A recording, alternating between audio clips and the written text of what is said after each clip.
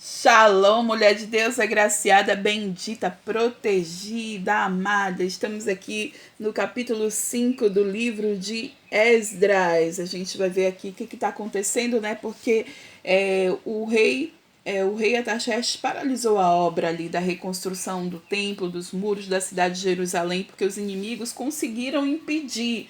Mas eu acredito que aqui já vai estar rolando alguma coisa aqui, né? A gente não pode ficar paralisada, não. Bom, antes de a gente começar essa leitura, eu quero te convidar a nós orarmos. Então, eu peço que você feche seus olhos, que você incline sua cabeça, que você coloque a mão no coração.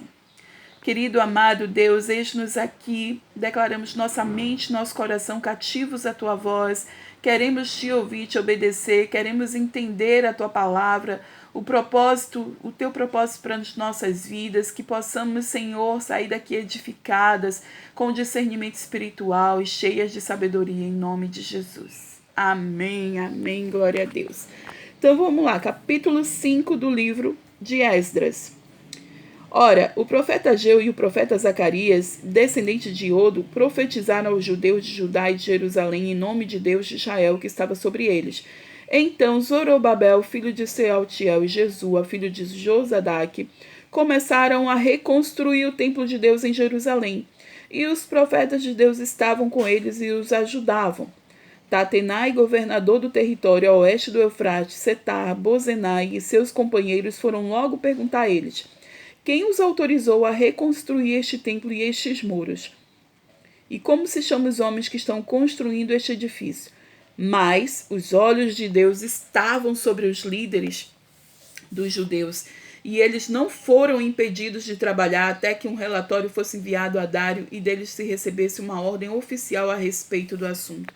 Olha, você viu que teve aqui no início, né, uma profecia, e os líderes se encheram ali de Deus, de coragem, e foram, né, e começaram a reconstruir, porque o rei não era mais o mesmo. Já tinha saído Artaxerxes, já tinha chegado Dário, né, que era dos Medos, e ali eles começaram uma reconstrução. Bom, vamos ver o que aconteceu aqui, porque Tatenai escreveu, né? Tatenai era o governador ali na época, ele escreveu uma carta e ele foi muito detalhista, ele foi muito, assim, muito minucioso na carta. Vamos ver sobre isso, né? Versículo 6. Esta é uma cópia da carta que Tatenai, governador do território situado a oeste do Eufrates, Setar-Bozenai e seus companheiros, os oficiais do oeste do Eufrates, enviaram ao rei Dário. O relatório que lhe enviaram dizia o seguinte: ao rei Dário, paz e prosperidade.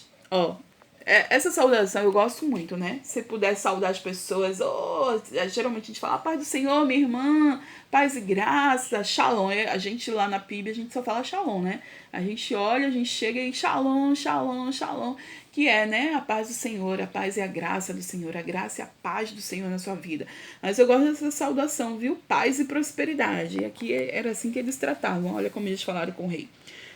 Paz e prosperidade, ou seja, Tatenai estava dizendo aqui, shalom, rei Dário, shalom.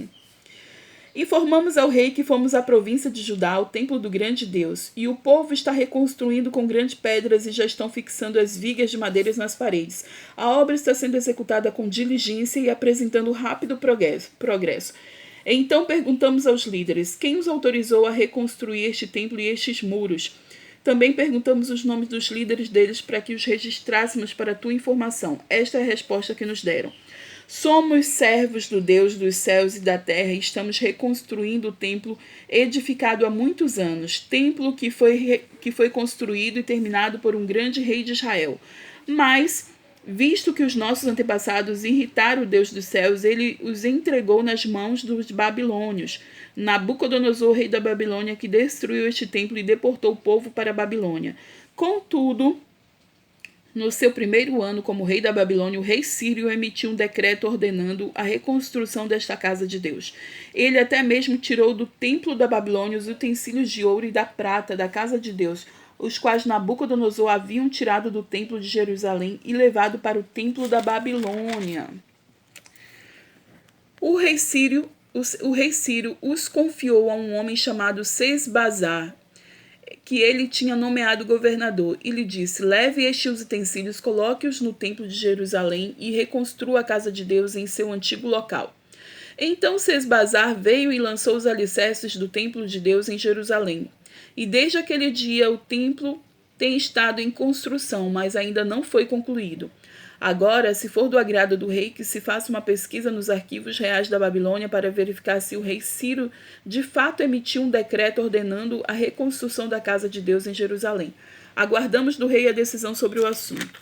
Olha só, então esse capítulo 5, né, foi muito estrategista, porque a carta que Tatenai escreveu ao rei Dário, ela era muito real, né, ela era muito verdadeira. Ele teve o cuidado de saber do povo como é que estava funcionando, o que eles fizeram antes, como é que tá. Então, assim, foi muito legal essa carta. E essa obra ela tinha ficado paralisada quase por cerca de 9 anos. Então, imagina, 9 anos que o inimigo roubou aqui. E ele não pode ficar roubando o tempo da sua vida, ele não pode te paralisar nas coisas que você precisa fazer, você precisa andar. Você viu que algo bem esclarecido foi emitido, né? Provavelmente no capítulo 6 a gente vai ver o resultado disso.